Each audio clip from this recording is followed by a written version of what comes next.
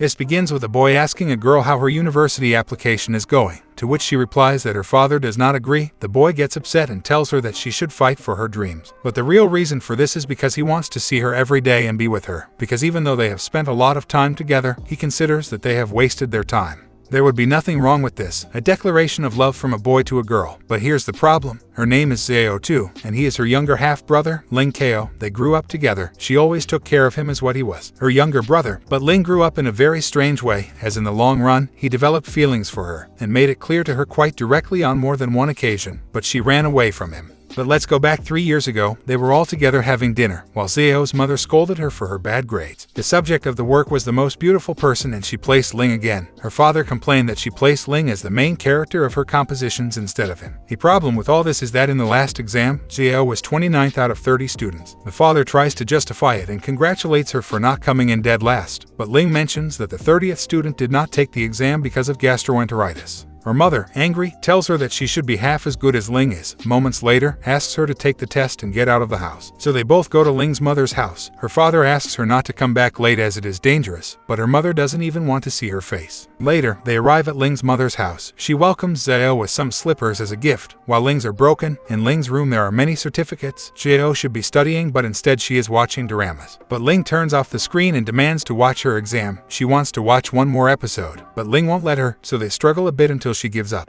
Zao looks at some photos of when they were children, to which she mentions that at that time, he called her big brother, but now he is disrespectful. Then, he makes her correct her spelling mistakes in the composition, and asks that since she added him as the most beautiful person, she should also add that he is disrespectful. Moments later, someone knocks on the door. When she opens it, it is a girl bringing some chocolate cookies for Ling. Clearly she likes him. At that moment, Zao intervenes since she likes chocolate cookies. But the girl's face changes when she sees that Zao is there with him. She tells her that they are siblings not related by blood, so technically this is also her house, but Ling shuts her up by shoving a cookie in her mouth. That girl is named Zhu Ling Long and goes in the same class as Zao. She mentions that even though Long is pretentious, the cookies are good. Ling tells her that she should be ashamed to eat those cookies, as Long had better grades than her. The next morning, they both ride their bikes to school. Zhao reminds him that it will soon be his mother's birthday. He still hasn't decided what to give her, but they will talk about it in a few days. Besides, as for Zhao's gift, it doesn't matter what it is, since that lady loves her so much that she will be happy no matter what she gives her. Zhao offers to accompany him to buy his mother's gift, but he refuses, to which she tells him that he is a pitiful person. Then he reminds her that a couple of years ago, Zhao said he would plant a pot of roses for her, made a big fuss about it only to have the roses wilt a few days before her birthday. To resolve the situation, Ling helped her get more roses. To top it off, last year Zhao tried to prepare a feast for her birthday and only by luck the house didn't end up in flames. That's why Ling advises Zhao not to do anything and stay put. In the classroom, Zhao talks to her friend, Zhang Huan about an event related to a group called the Green Gang, a gang that specializes in specializing money from students. It is rumored that someone saw Zhang Danian being dragged into an alley by the gang. Although he resisted, he was no match for them. Besides, they ended up beating him and his blood was splattered all over the floor, so they wonder if he will go to school today. And yes, it does, as this was just a rumor. Now Zhang says Zhang's bicycle was smashed and his underwear was removed, and at the crime scene they left only 3 green leaves. But Zhang seems to be doing very well. The teacher finds Zhang with the phone in class, so he takes it away from her. He also takes a book from Zhang, but before he gets to the desk, he trips, so everyone laughs lightly at him. So the teacher puts order saying that he will not turn a blind eye to anything, since from now on books, or objects not related at all to the class, are forbidden.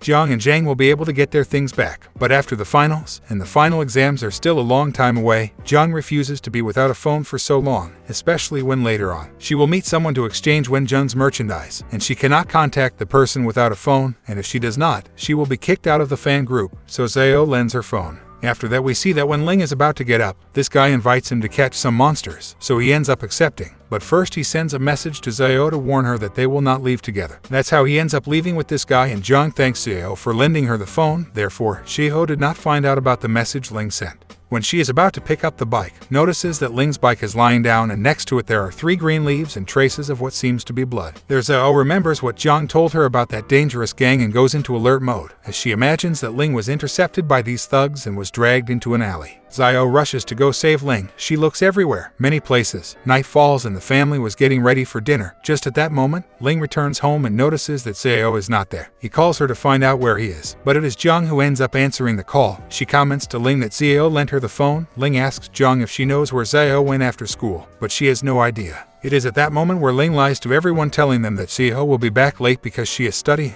But seeing what time it is, he decides to go out to look for her. Clearly he does not say that he will do this. He only mentions that he will go out to the bookstore to buy some things. Ling looks for her everywhere, starting with this shop. The owner tells that Xiao was there and that all she left was a picture of Ling. However, he warns him that there are criminals lately and therefore it is dangerous for a student to be out so late. Ling keeps searching. He hears voices of people arguing and approaches, but it's an unknown couple. He enters this other place, where he asks for Xiao. The owner tells him that she was there and bought some things. Also, he ends up telling him that Xiao left with 3 more men. This makes Ling hurry. It even starts to rain. Ling hears the voice of a man apparently threatening someone. Moreover, with a knife, these 3 men were with Xiao and everything indicated that they would hurt her. So Ling slowly approaches with a brick to hit the criminals and save her. But when he is about to do it, Xiao unconsciously stops him. Ling pulls her away from the men and tells her that he was looking all over for her. The reality is that Xiao is there taking cover from the rain, and those men accompany her. What happened was that she bought some stuff and these guys showed up asking her to share something with them. And that's how they ended up there. They were actually not bad guys. They even offer to pay for the food, but Ling shows them that he is very good at math and he doesn't want the money back. Although for Xiao, Ling and the 3 men are good at math, as she is very bad. Later, they return home. Xiao caught a cold, so Ling gives her a towel. Next, she asks him what he did after school. He replies that he texted her to let her know. Ling asks Xiao that if such a situation happens again, she should go back home so she won't wander around at night. She frowns as she promised to always take care of him since they were children. There we see a flashback where Ling was sad because his father had abandoned him, so Xiao comforts him by telling that his father just went to work to earn money and will come back soon, adding that she will wait with him forever. Back to the present, Ling tells her that he is not going to get lost or that he will just wait for her on the stairs, referring to the flashback from before. Then Ling tells her that they share the same destiny, because if she gets lost, he will not be able to live. After that, he disguises it by saying that if she gets lost, his mother will kill him. They both dry off from the rain while making eye contact. Then they get a little closer, but Xiao sneezes in his face. After that, we see a little epilogue of how those apparent blood stains were left on the floor next to the green leaves. We go to a flashback, way back, at the time when Xiao was born. Her father, Haitian, said that year there were 2 of the happiest moments of his life. The first is that Hong Kong became part of China again, and the second, Xiao's birth. But there was one more thing, because a few days later, Ling was born. But there was one thing, since he was born, he never cried, so his father even offered a red envelope with a lot of money to the person who made Ling cry. Ling's mother thought he was mute, but when they brought Xiao close to him and she began to cry, he did too, so they all celebrated, and at that moment, Ling's mother began to see Xiao as a daughter. When neither of them could speak yet, they cried together. Xiao's first word was not daddy, it was Ling. Xiao acted like a big sister to him always, helping him with many things, but Ling got hurt several times, like here when he fell, or here when Xiao hits his head with a rock unintentionally when she wanted to chase away some guys who wanted to bother him. That's why Xiao decided to learn martial arts to be able to protect Ling properly. Although Ling would not want to admit it, the reality is that he did want an older sister, and although he has a sharp tongue, Xiao knows that he is not good at expressing his feelings. To her, Ling is the nicest person in the world. Now we see the guy we saw earlier. He gets out of a fancy car with a lot of style, and some girls start saying that he looks quite handsome, but the reality is that they were referring to Ling. The boy approaches Ling to talk to him, but he ignores him a little as he does not know him. The boy introduces himself. He is Yin Zihan. He scored 5 points less than Ling in the competition. He ranks second. Ling does not know what competition he is referring to which he tells her that it is about the computer contest that was held months before. Ling participated many contests, so he does not remember. Yin is determined to outdo Ling, but he should worry more about his inappropriate dress. Since teacher Zhu took him to the office, Xiao mentions that she is embarrassed to have such a classmate. Ling says that as the general temperament of the students in that class, Ling is lazy to remember Yin's name, so he thinks of calling him second place. Inside the classroom, Professor Zhu asks for the class monitor, but there is no monitor since it has not been selected since the beginning of the semester. That is why Zhu decides to select the members of the class committee. Moments later, we go to Ling's classroom, where Professor Xiao is about to start the class, but she notices that Yin Xinlan is missing. This girl, who leaves Ling's deskmate, Zhu Wenyu, spellbound with her beauty. Back in Xiao's class, they begin selecting committee members. Zhu applies for the commissioner in charge of entertainment, and since no one else applied, she ends up being the one chosen. As for the class monitor, it seems that no one wants to apply, so seeing this, Professor Zhu chooses the best 3 students to set an example. The first of them is Zihan, who stands up to speak to everyone but says a lot of unnecessary and long things, too long. Now it's Jia Siwon's turn. They thought he would talk a lot like Zihan, but he only said concrete words, which ended up pleasing the students more. Back in Ling's class, Wenyu receives a note from Xinlan and is excited about it. She wants to exchange schedules to check hygiene in the evening as she is allergic to the ultraviolet rays in the morning. He reads the note to Ling and then starts sniffing it. Weird, yeah. Siwon ends up being Xiao's class monitor, and even though he's the chosen one, he doesn't smile. Zhang mentions that she's never seen him smile, so she thinks he has some kind of facial paralysis. Now they will decide who is in charge of discipline. Zhang ends up being chosen, so Xiao starts to laugh, as it is ironic that it is one of the worst in the class, but she should not laugh so much, because what follows is to choose the person in charge of physical labor, and she ends up being the one chosen. Later, they clean the school. Zhang approaches her as she wants to ask her to go into Zhu's office and take back her phone, to which Xiao refuses. Zhang starts to make a scene to show the pain she feels by not having her phone and not being able to see her favorite idol, so Xiao decides to take charge in the end. Ling, accompanied by Xinlan, supervises that the hygiene is going well, but seeing that there is garbage on the floor, she tells Xiao to inform the commissioner of the physical labor so that she won't be deducted points. She says that she's the commissioner of the physical labor, so she will protect her territory. There is a garbage bag in the tree, so Xiao and Zhang try to get it down. Xiao tries to climb up and manages to get the bag down, but she slips and ends up falling. Ling tells her that she better go to the hospital. Then Xiao notices that her uniform was torn, so Ling takes off his jacket to cover it and take her with him. At home in the evening, Xiao tells her mother that as part of the physical labor committee, she will not allow any more trash in the classroom, and she takes this so seriously that she has her father pick up a bottle he had just thrown on the floor. Her mother prepares a nice dinner to celebrate. Jito wants to help, but the truth is that she does everything wrong, so her mother takes her out of the kitchen. When she leaves, she notices that her father has a mess, so she starts to clean up until everything is clean, but Haitian runs her out of the house. Ling mentions that Xiao takes her role too seriously even though she just got it, but his mother defends her because she considers it an important role. Ling says it's not that big of a deal, since Xiao only has to manage 30 people in her class, including herself. Xiao says she will expand the people she handles, to which Ling mocks her by telling her that she couldn't even do it with her parents, so Xiao decides that Ling will be someone else to handle. So she goes to his room looking for the slightest trace of dirt, but she really can't find a speck of dust. It's too clean, even the bottom of the bed. And speaking of which, Xiao takes out this box she had given Ling when they were kids. Ling gets nervous as she tries to open it. Xiao wants to know what's inside. Ling replies only childhood toys. Xiao remembers the key so she will open it,